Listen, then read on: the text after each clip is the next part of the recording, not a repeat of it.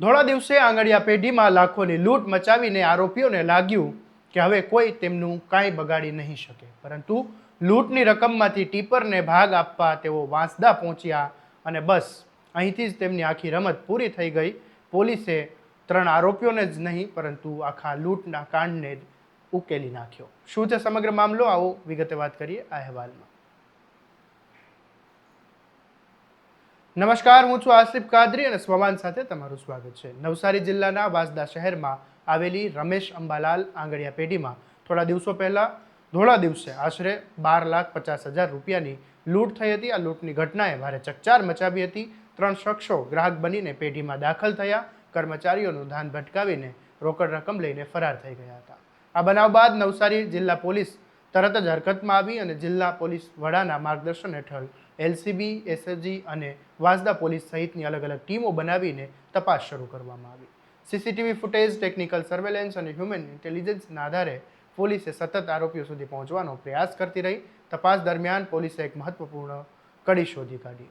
સામે આવ્યું કે વાંસદાના જ એક સ્થાનિક વ્યક્તિએ આંગળીયા પેઢીના નાણાકીય વ્યવહારો અને રોકડ અવરજવર અંગેની ચોક્કસ માહિતી લૂંટારાઓ સુધી પહોંચાડી હતી.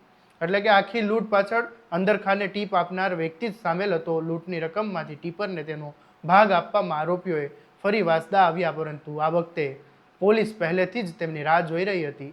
ચોક્કસ બાતમીના આધારે પોલીસે હોજ ગોઠવી અને ટીપર સહિત 3 આરોપીઓને ઝડપી લીધા હતા. પકડાયેલા આરોપીઓ પાસેથી પોલીસે એક વિદેશી પિસ્તોલ અને મેગેઝીન, જીવતા કારતૂસ અને લૂંટમાં વપરાયેલ કાર, રોકડ રકમ અને મોબાઈલ ફોન સહિત 19,65,000 રૂપિયાથી વધુનો મુદ્દામાલ કબજે કર્યો છે. આ મામલે પોલીસનું શું કહેવું છે એ સાંભળી લો.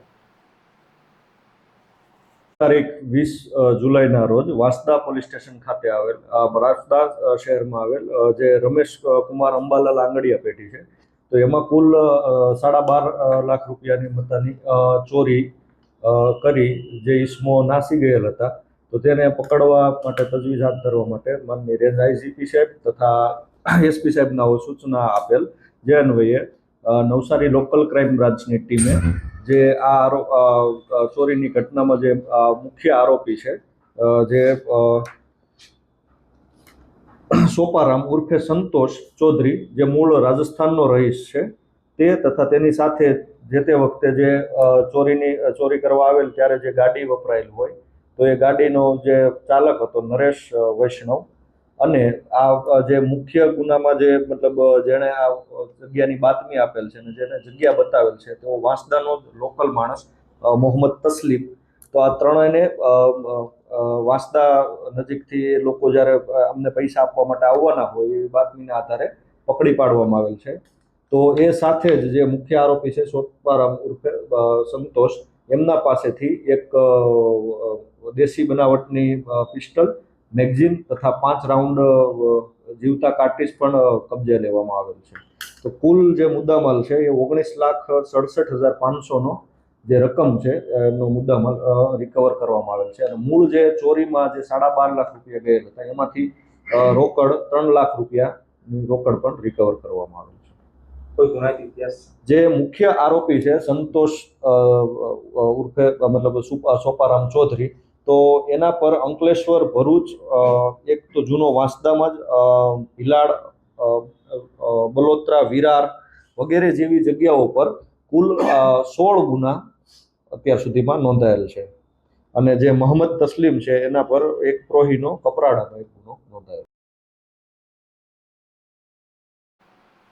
પોલીસ હવે આરોપીઓના રિમાન્ડ મેળવીને પૂછપરછ કરી રહી છે. આ ગેંગ અગાઉ પણ આવી લૂંટ અથવા તો અન્ય ગુનાઓમાં સંડોવણી છે કે નહીં, હથિયારો ક્યાંથી લાવવામાં આવ્યા હતા અને આ સમગ્ર કાવતરામાં અન્ય કોઈ વ્યક્તિની ભૂમિકા છે કે નહીં, તે દિશામાં પણ તપાસ શરૂ કરવામાં આવી છે. આ કેસમાં સૌથી મોટો ખુલાસો એ રહ્યો કે લૂંટને સફળ બનાવનાર, ટીપ આપનાર જ અંતે આરોપીઓ માટે ફાંસો બની ગયો અને ટીપરને ભાગ આપવા માટે પાછા ફરેલા આરોપીઓ પોલીસના હાથે ઝડપાઈ ગયા અને આખા લૂંટકાંડનો પર્દાફાશ થઈ ગયો. આ મામલે તમારું શું કહેવું છે અમને કોમેન્ટમાં જરૂરથી જણાવજો. અને તમારા સ્વમાનની વાત કરતાં સ્વમાનની વાત તમને ગમતી હોય તો લાઇક, શેર અને સબસ્ક્રાઈબ કરવાનું ભૂલતા નહીં.